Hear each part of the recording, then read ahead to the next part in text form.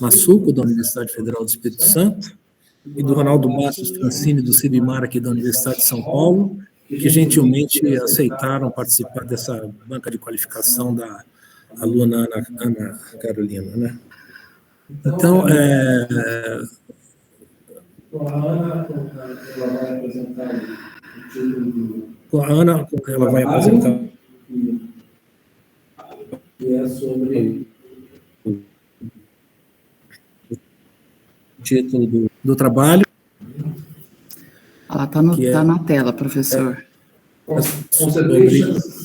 Conservation Status de qualificação Research of Brazil Oceanic Islands, no Instituto Oceanográfico de São Paulo e da USP, né? E bem, Ana, nós já estamos prontos para a sua apresentação. E, como de praxe, você tem no máximo 60 minutos. E eu te desejo boa sorte. E, bem, Ana, nós já estamos prontos para a sua apresentação. Estão todos vendo a... Sim. Não. Eu também não consigo ver a tela, Ana. Ela está disponibilizando. Agora vai, beleza. Agora sim.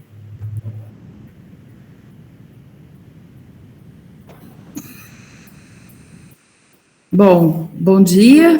Bom dia. Eu gostaria de agradecer à banca a disponibilidade.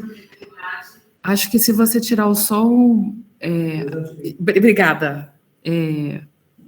Essa fase de fazer híbrido online e ao vivo é meio confuso, mas vai dar tudo certo. Bom dia, gostaria muito de agradecer vocês da banca pela disponibilidade de ler meu trabalho, discutir comigo os resultados e os próximos passos. Então, é um exame de qualificação sobre a conservação ambiental das comunidades recifais de ilhas oceânicas brasileiras, uma avaliação comparativa. É um trabalho que faz parte do programa PEL-LOC, que é o monitoramento de longa duração das comunidades recifais das ilhas. Meu nome é Ana Monteiro Leonel e meu orientador é o Título Tufo. Então, o oceano é fundamental para a nossa sobrevivência. Ele contém os principais reservatórios de calor, dióxido de carbono, oxigênio e água. O oceano também desempenha um papel fundamental no bem-estar humano, desde o fornecimento de alimentos, meios de subsistência, oportunidades de recreação, até a regulação do clima global. Tais usos geraram mudanças profundas e crescentes ao longo dos séculos. Nós somos quase 8 bilhões de pessoas no planeta, e isso está gerando a sexta extinção em massa, impactos cada vez mais severos, como mudanças nas teias alimentares marinhas, perda de biodiversidade, grandes mudanças nos estoques pesqueiros, e as ameaças mais graves, né, as principais são mudanças climáticas, aumento das emissões de gases do efeito estufa, sobrepesca, desoxigenação da água do mar, redução na introdução do oxigênio na atmosfera e nas águas superficiais, acidificação, aumento da estratificação, enfraquecimento na circulação do oceano. Essa figura, essa animação, por exemplo, é uma animação da NOAA, né, no Atlântico Sul, e está mostrando anomalias térmicas entre dezembro de 2018 e março de 2019, e essas cores mais escuras, elas mostram as mudanças que estão ocorrendo, elas mostram os alertas de excesso de calor, né? As cores mais escuras mostram o excesso além da média histórica para esses locais, né? Então, compreender como essas mudanças estão ocorrendo nos ambientes naturais ao longo dos anos é urgente. Aqui a gente tem uma figura, né, de um recife de coral saudável, um esquema, né, que mostra o equilíbrio dinâmico entre os principais processos e feedbacks ecológicos do recife.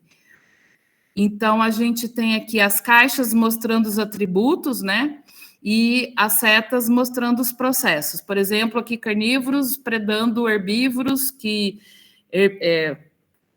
pastejam, né, tem herbivoria em cima de macroalgas e turf e coral, que competem entre si por espaço. Então, todas essas relações, elas mantêm um equilíbrio dinâmico e saudável nos ambientes, né?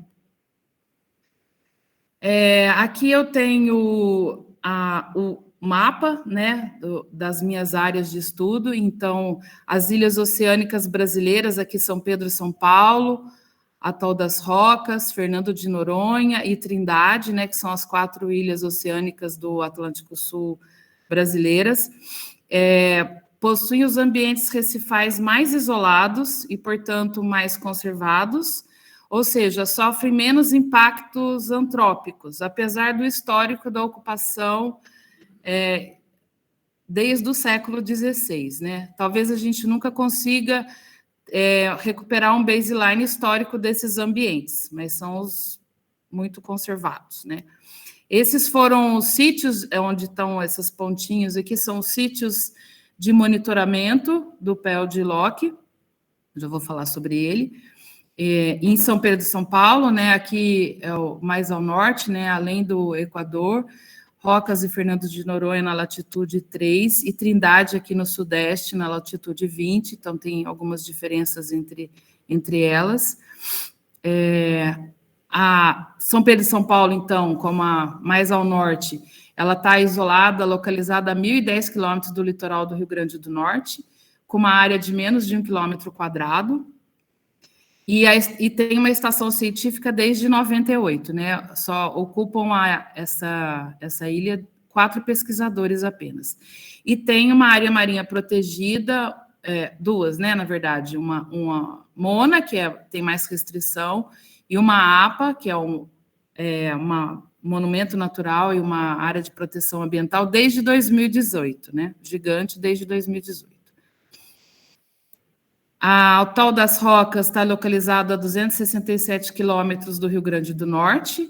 Na maré baixa tem 5,5 quilômetros de área, e na maré alta 2,3 numa ilha e 600 metros na outra.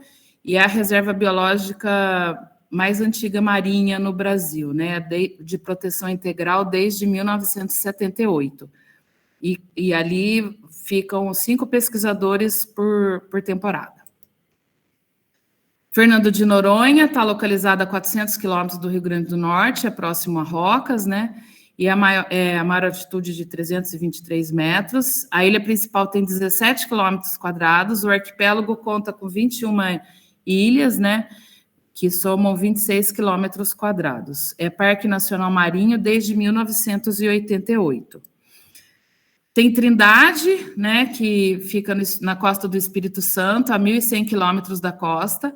A área é a maior ilha, né? Tem mais ou menos 32 quilômetros quadrados, e também tem dois tipos de reserva marinha, uma pequena MONA e uma APA gigante, desde 2018. Nós vamos falar depois disso.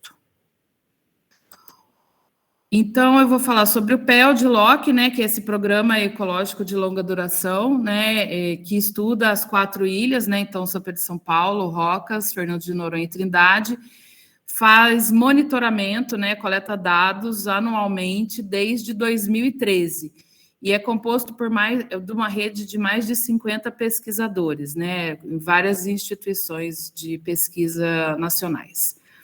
Ele monitora várias comunidades, né, as comunidades recifais. Então, peixes recifais, né, vários parâmetros de peixe recifal, diversidade funcional, diversidade, riqueza, densidade, biomassa. No Bentos, a gente estuda a cobertura recifal e a saúde recifal, marcando algumas colônias, então, branqueamento, doenças, área viva da colônia, vários parâmetros aqui de saúde recifal, as relações entre peixes e bentos, de várias formas, outras assembleias como ouriços, dinoflagelados, o caranguejo grapsus, a diversidade zoochantelas, e também a oceanografia e modelagem biofísica. Então, o PEL de Locke monitora essas ilhas desde 2013, coletando dados anualmente. O objetivo geral do meu trabalho, então, foi gerar uma avaliação integrada do status de conservação que considere esses dados de longo prazo das comunidades recifais dessas ilhas, frente a impactos antropogênicos e mudanças climáticas. Indicar susceptibilidades, analisando a adequação das medidas de conservação em curso e comparando índices e indicadores de conservação entre os diferentes níveis de restrição entre as diferentes áreas marinhas protegidas nessas ilhas. As minhas duas hipóteses, então, essa primeira aqui em cima, né, que áreas marinhas protegidas com um nível mais restritivo de proteção, né, com mais proteção ou mais antiga, vai ter um índice de conservação ambiental melhor. E as ilhas, como têm características muito distintas, né, de tamanho, isolamento e ocupação humana, as ilhas maiores, mais isoladas e com menor ocupação humana, também vai ter índices de conservação ambiental melhores. Falando em níveis de restrição de áreas marinhas protegidas, a gente tem aqui essa tabela do Ministério do Meio Ambiente, que organiza as unidades de conservação nacional, né, o SNUC, Sistema Nacional de Unidades de Conservação, e ele classificou as unidades de conservação no Brasil em relação às categorias internacionais da IUCN, né? Então, a gente tem rocas aqui com nível mais restritivo de proteção, que é um arrebio. Fernando de Noronha está nessa categoria 2 como Parque Nacional, né, marinho. Trindade, São Pedro e São Paulo tem uma MONA, né, um monumento natural, que também é restritivo, é de categoria 3, e uma grande APA, né, que é uma área de proteção ambiental, que é chamada de uso sustentável, né, essa categoria em azul é de uso sustentável, que mediante licenças pode ser feito outras atividades, como pesca, até mineração. Um objetivo-chave, então, de uma área marinha protegida é ter alguns locais que exibam diversidade, desde genes a ecossistemas, numa condição natural, portanto, beneficiando a conservação, a pesca ao redor da área marinha, e ciência, educação, recreação e muitas outras coisas. O trabalho foi, então, dividido em 4 fases, né? A primeira fase é a escolha das variáveis, integrando os dados do PELD, né, por análises multivariadas. Testei várias, né? Decision Tree, Boost Regression Tree, Randall Forest. A segunda fase é desenvolver os indicadores, né, e quantificar o status de conservação dos principais indicadores, né, com parâmetros e escalas para cada variável preditiva. Na terceira fase, desenvolver o índice de status de conservação, sintetizando essas informações ecológicas para os gestores dessas AMPs, né, e gerando uma síntese dessa informação, né. E aí, na quarta fase, comparar esses índices de qualidade ambiental, tanto entre ilhas, quanto entre a ilha e as ilhas e a costa, indicando as susceptibilidades, os impactos antropogênicos e as mudanças globais, né, as ameaças globais. Então, no meu primeiro capítulo, que já é um draft para uma publicação, eu integrei os dados das 4 ilhas, né, na distribuição espacial e temporal da cobertura bentônica nos recifes rasos das ilhas oceânicas brasileiras. Para usar para a metodologia, para ver a cobertura bentônica, a gente usou o transecto de foto quadrado, né? Então, é um transecto de 20 metros, e fazendo uma foto a cada 2 metros, com essa estrutura, né? A gente tenta padronizar essa maneira de fazer as fotos, e colocando o transecto aqui, sempre procurando marcar o transecto, o começo e o fim, para ser uns transectos fixos, né? Então, anualmente, voltar nos mesmos lugares.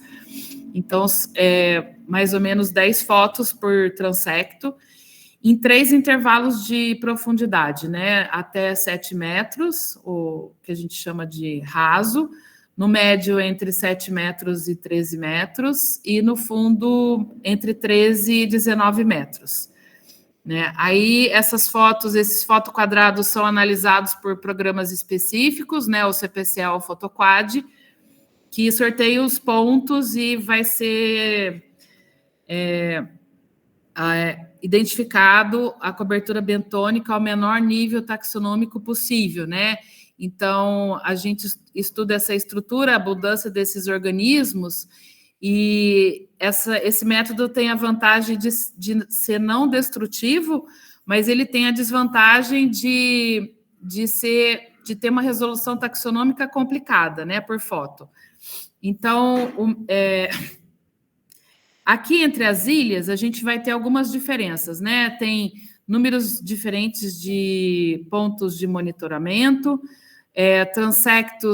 os transectos por sítio também variam de 3 a 6, né? Aqui em São Pedro e São Paulo só tem um ponto de amostragem, então são 9 transectos, né? 3 transectos em cada intervalo de profundidade. O pessoal que analisou, os pesquisadores do PELD, usaram programas CPCE e Fotoquad, São Pedro e São Paulo foi usado Fotoquad, e deu um número de imagens analisadas no final diferentes, né? Fernando de Noronha e Rocas foi analisado até 2019, Trindade, São Pedro e São Paulo foi analisado, por enquanto, até 2017. Bom, os dados de satélite... dados de satélite são por séries, eu fiz séries temporais de 2002 a 2022, né, para temperatura superficial, clorofila, radiação fotossintética ativa, carbono particulado, carbono orgânico e KD 490, que é uma medida de transparência da água.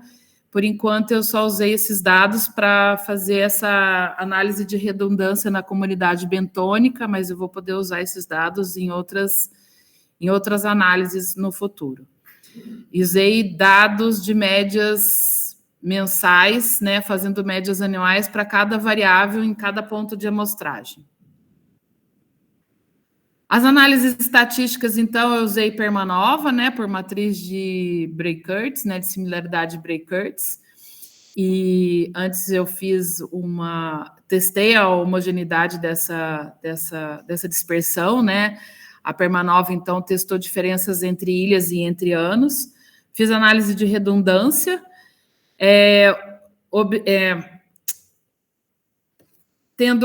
usando esse VIF, né, que é uma medida de proporção de variância, então as variáveis colineares inflam essa explicação, então foi removido então essas variáveis colineares com VIF abaixo de 3. Usei esse indicador de espécie indicadora, né, na verdade como grupo morfofuncional, nem sempre chegamos ao nível de espécie, e todas essas análises foram feitas no R. Então, para mostrar para vocês um pouco da diversidade de morfotipos, né, todos esses morfotipos, e aqui São Pedro e São Paulo, Rocas, Fernando de Noronha e Trindade. Eu vou mostrar apenas alguns grupos principais. Então, esse grupo de macroalgas, que a gente subdividiu em folhosas, filamentosas, globoides, cenocíticas, estoliníferas, né, que são as caulerpas, e o sargaço, e as corticadas.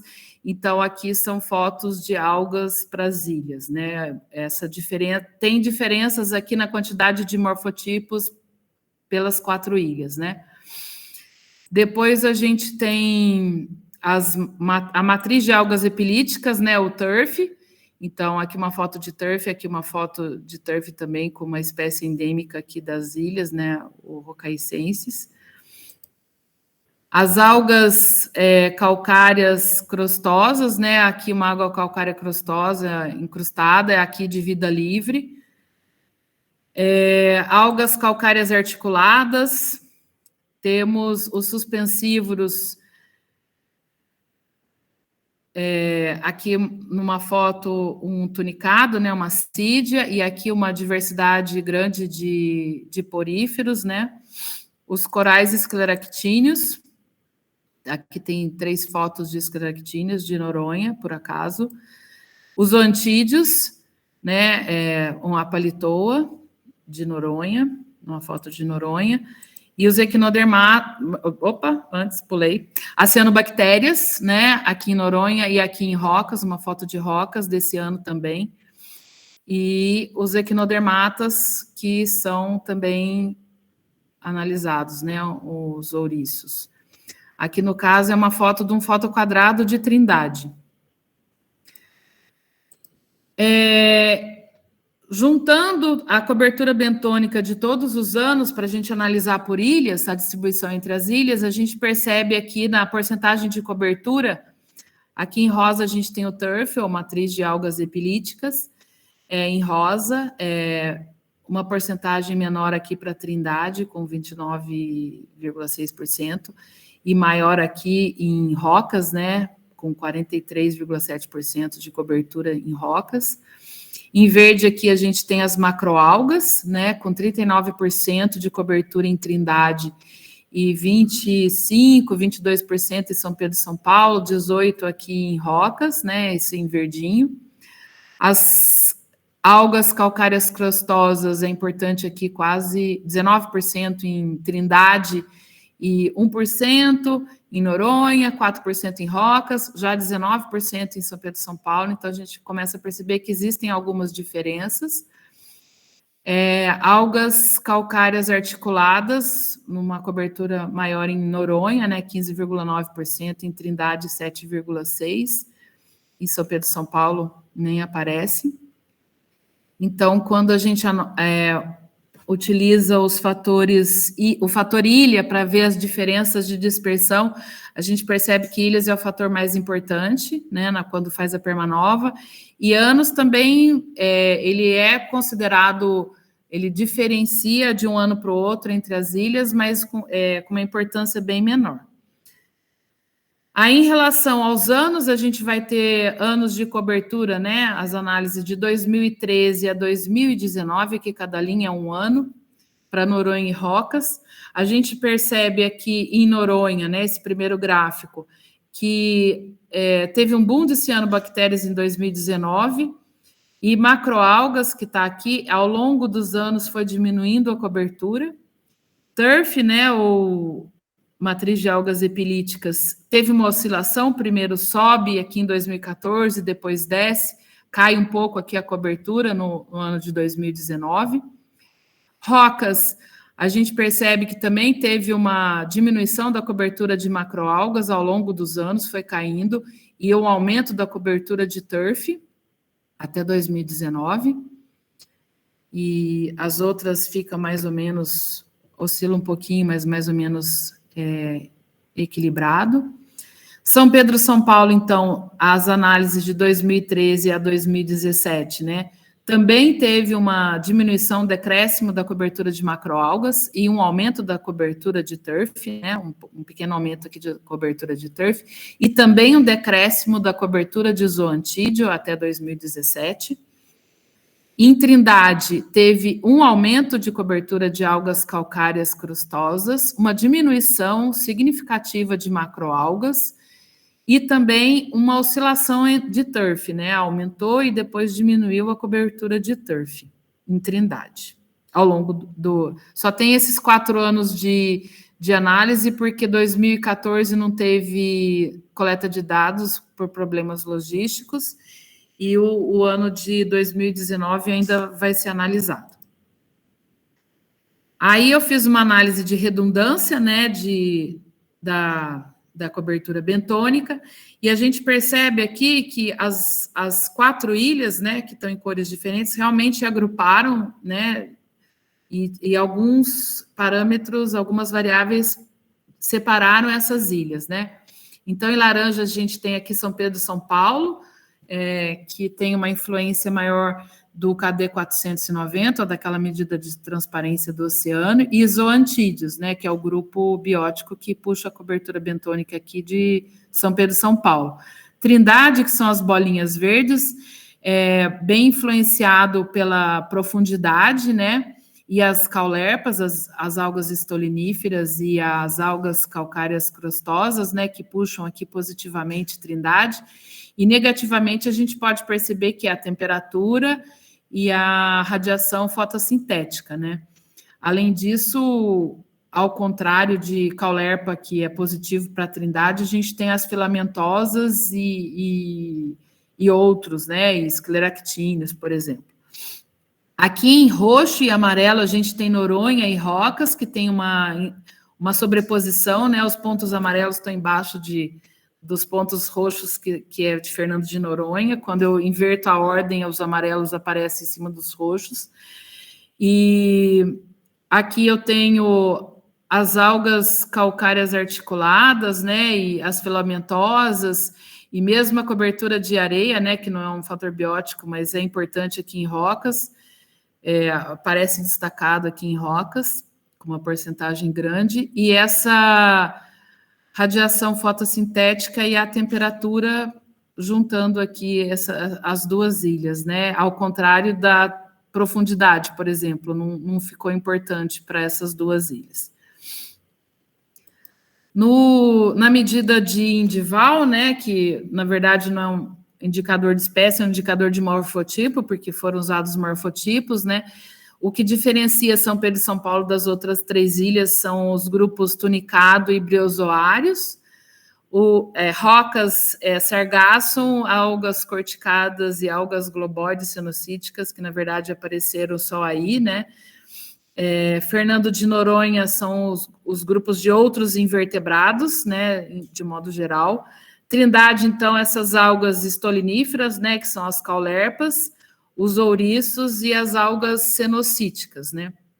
E juntando Noronha e Rocas, a gente tem as algas os corais escleractíneos, desculpa, SCL, os corais escleractíneos, juntam Noronha e Rocas, que faz parte da mesma cadeia montanhosa, e são as ilhas mais próximas. Bom, o segundo capítulo é o modelo de regressão preditiva, né, escolha das variáveis importantes do bentos para a biomassa de peixes, nos recifes rasos das ilhas oceânicas brasileiras. Então, a pergunta que eu queria responder com esse capítulo é: quais são as variáveis mais importantes que mostram, então, o status de conservação de cada ilha? Usando como proxy para essa conservação a biomassa de peixes, né? A biomassa total dos peixes recifais. Para isso, foi usado os dados de censos visuais subaquáticos, né, de peixes. Então, também é um transecto de 20 metros, nos mesmos pontos que foi feito os transectos de foto quadrado da cobertura bentônica.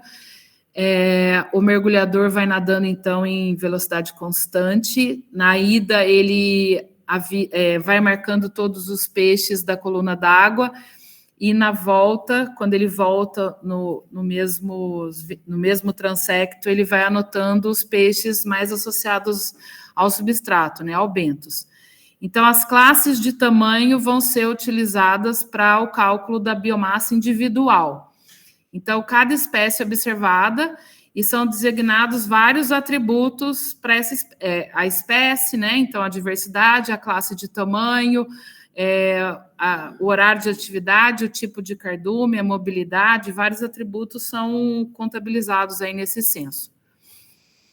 Então, eu usei a cobertura bentônica o mesmo data frame que eu usei para fazer o capítulo 1, fiz aqui, eu usei no capítulo 2, são os mesmos dados, né, da cobertura bentônica, mais essa biomassa de peixes calculada dessa maneira, né, a biomassa, então, a cobertura é média dos quadrados por transecto, a média da cobertura bentônica dos transectos em relação aos quadrados, né.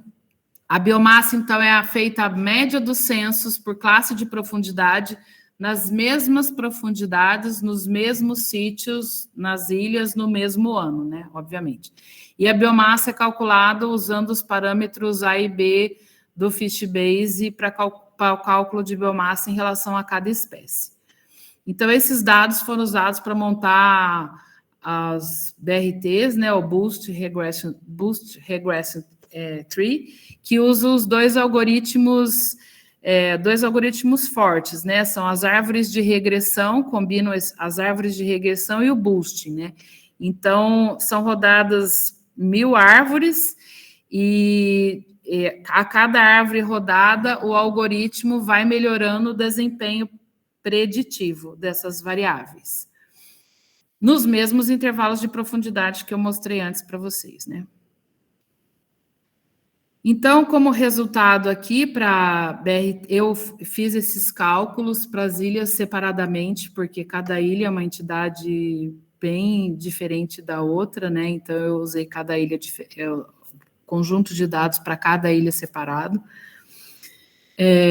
As três, aqui esse gráfico, ele mostra as variáveis mais importantes da cobertura bentônica em relação à biomassa de peixes, para aumentar ou diminuir a biomassa de peixes.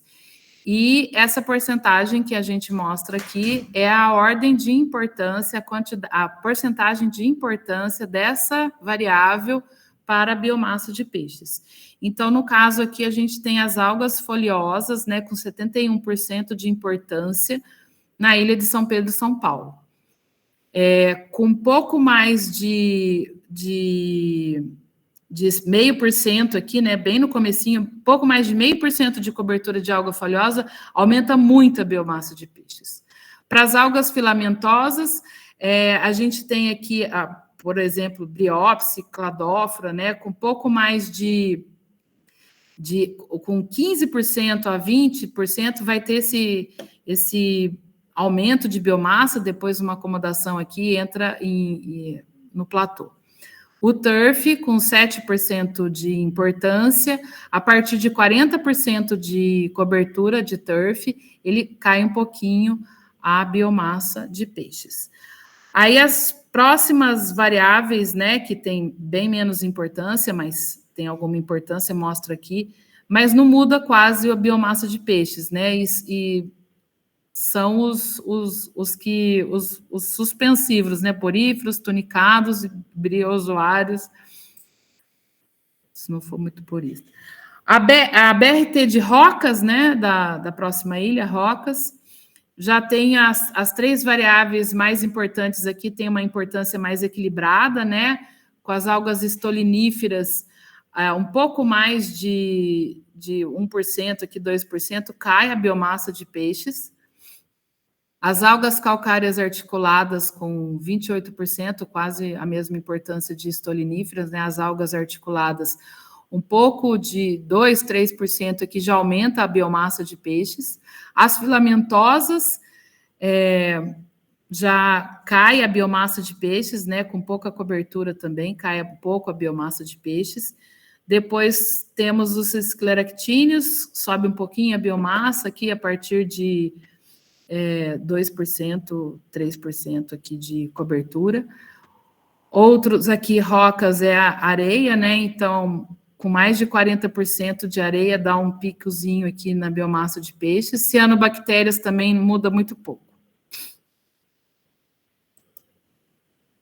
Noronha, então, a BRT de Noronha mostra uma queda de biomassa para escleractíneos, com 36% de importância, né? Com pouca cobertura aqui, menos de 5% de cobertura de escleractíneos cai a biomassa de peixes.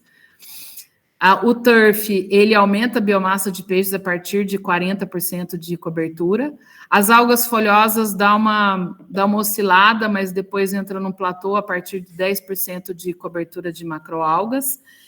E aí as outras três dá uma variadinha pequena em cobertura da biomassa de peixes, né? Trindade, uma ordem grande de importância também para a estolinífera, 84% de importância para as estoliníferas, né, as caulerpas. Aumenta aqui a partir de 20% de cobertura de caulerpa, aumenta muito a biomassa de peixes.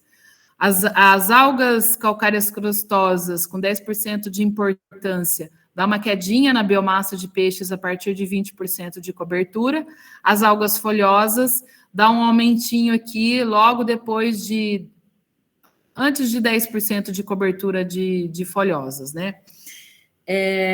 E turf, cianobactérias e aca, que são, né, que tem muito menos importância, mas também quase não mexe na biomassa de peixes.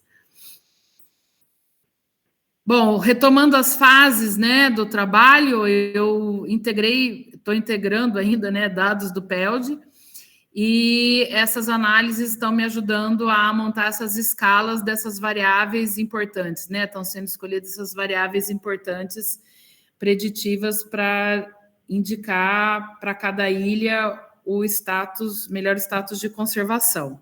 A próxima fase, então, é tentar desenvolver esse índice do status de conservação e depois, na quarta fase, comparar os índices de qualidade ambiental, né? Eu gostaria de pontuar aqui que essa dificuldade de integrar dados e planilha de dados de vários pesquisadores, eu ainda estou aprendendo com esses dados, né? E percebi há pouco tempo que algumas variáveis estavam sendo padronizadas, estava padronizado de uma maneira diferente para Bentos, por exemplo, né? Bem, o cronograma, não vou me ater muito a ele, né? Nós estamos aqui em 2022 e fiz treinamentos, fiz disciplinas, estou fazendo estágio docência. Foi a minha primeira viagem, minha primeira expedição para uma ilha oceânica. Há poucas semanas atrás fui para Noronha. Pretendo, se der tudo certo, ir para Trindade agora em agosto e em São Pedro, São Paulo e Rocas no começo do ano que vem, se der tudo certo, né? E essa primeira fase, então, de organizar e analisar os dados, né, já terminei, mas talvez continue fazendo mais um pouco, né, e estou aqui nessa fase de construir os índices, né, e depois criar organizando os indicadores, né, criar o índice, que é a terceira fase, e indicar os estressores, né. Então, o primeiro e o segundo capítulo já são rascunhos de artigos que talvez sejam submetidos daqui a um tempinho, e eu pretendo fazer um terceiro artigo com esse desenvolvimento desse índice de conservação ambiental, e um quarto, talvez, comparando as ilhas, mas é um projeto, né? E tentar terminar a tese aqui no final do ano que vem, ou começo do outro.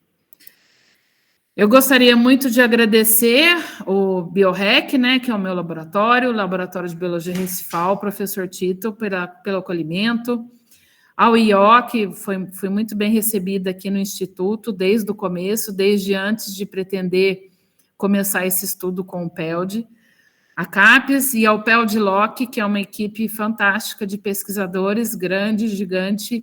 Sempre que eu preciso de uma discussão, de tirar uma dúvida sobre várias coisas diferentes, eu tenho sempre alguém diferente para recorrer, e isso eu acho fantástico, essa forma de fazer ciência colaborativa. E é isso. Muito obrigada a todo mundo que participou de alguma forma desse trabalho, em expedição, em treinamento, em mergulho, em congresso, e é isso aí. Muito obrigada. Bom, parabéns, Ana Cristina.